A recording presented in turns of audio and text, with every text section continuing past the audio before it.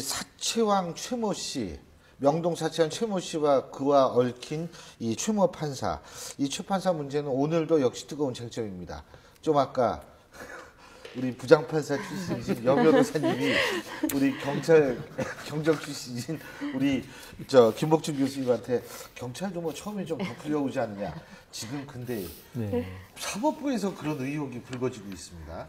뭐냐면 이게 이제 첫 번째는 뭐냐면 최 판사 구속 이후에 법원 내부에서 책임론이 확산되고 있다 이겁니다.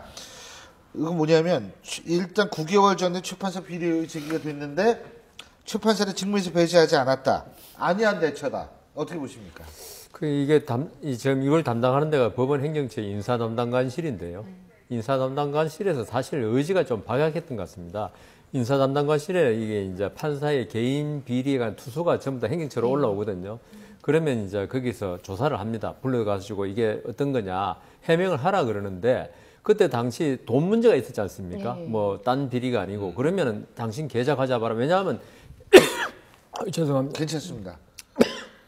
갑자기 법원 말씀하시려고 목이 좀 신경 얘기하시려고 신경이 아주 우리 재산 등록을 하는데 판사들이 그럴 때 재산 등록이 잘못된 거 전부 다 이게 소명하라 그러거든요. 통장 계좌번호 내역 복사해서 제출하라고. 그러면은 이때 이 최 판사한테 당신 이름 명의로 된 계좌에 그 통장 거래 내역 제출해라. 지금 행정처에서 하는 말이 우리가 강제 수사권이 없기 때문에 최 판사의 말만 듣고 그대로 그냥 끝냈다는 건 그러니까 종결했다는 거거든요. 그때 그래 했을 게 아니고 강제 수사권이 없더라도 최 판사 협조는 받을 수 있지 않습니까? 또 그리고 이게 판사가 돈을 받았다면 아주 큰 문제인데 행정처에서 이걸 가지고 최 판사의 본인의 변명만 듣고 이걸 끝냈다는 거는 말이 안 되고요. 그 당시에 계좌 내역을 전부 다 임의로 제출을 받을 수는 있거든요. 당신 지금 이런 혐의를 받고 있는데 이 혐의를 벗기 위해서는 당신 계좌를 제출하면 되지 않느냐. 임의로 제출받아 조사했으면은 그때 이미 사건이 드러나서 이런 사태까지는 안 벌어졌지 않느냐. 그렇게 생각됩니다. 그래서 저도 좀 안타까운 게요.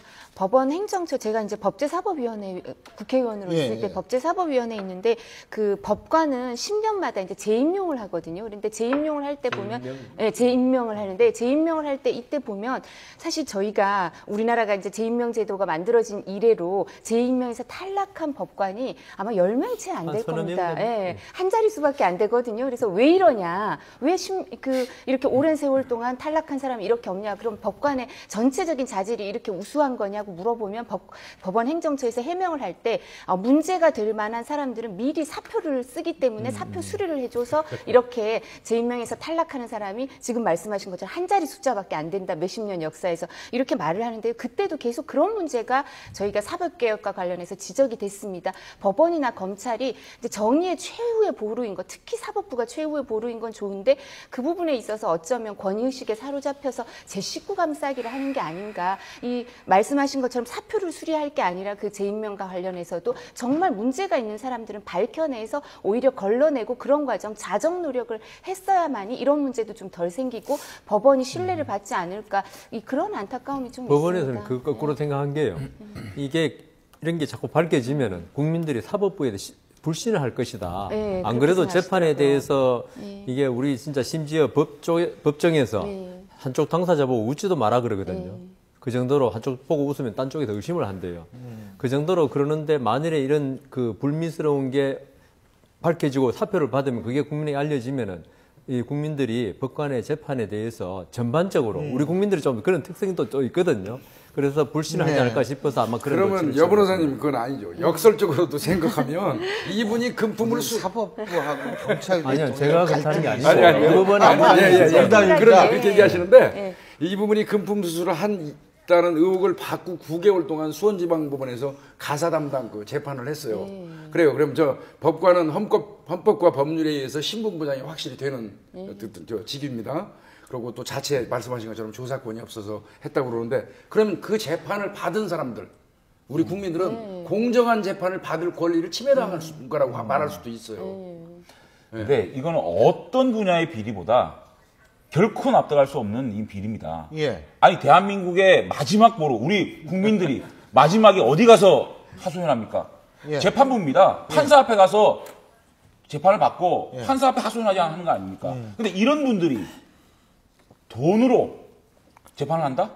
이거 우리 대한민국의 건전성, 대한민국의 도덕적 해이가 어디까지 가는지 이거는 정말 심각한 문제고 어떤 분야의 비리보다 이건 철퇴를 맞아야 되고 판사 분야의 어떤 임용 방식, 그다음에 내부 감찰, 그다음에 이런 그 제19 감사기 이런 부분에 대해서 철퇴가 있어야 되고 대법원장 차원의 어떤 사과가 있어야 된다고 생각합니다. 근데요, 또 한 가지는 뭐냐면 제19 감사기라는 그것 중에 또 하나가 뭐냐면 검찰의 제19 감사기인데 이 최 판사에게서 수사무마 청탁을 받았다는 의혹이 제기되고 있는 어떤 검사는 수사 대상에서 제외가 됐다. 이거 가지고 또 팔이 안으로 굽는다. 어떻게 보십니까? 근데 이 사건이 제가 볼 때는 그 우리나라 그 특유의 정서입니다.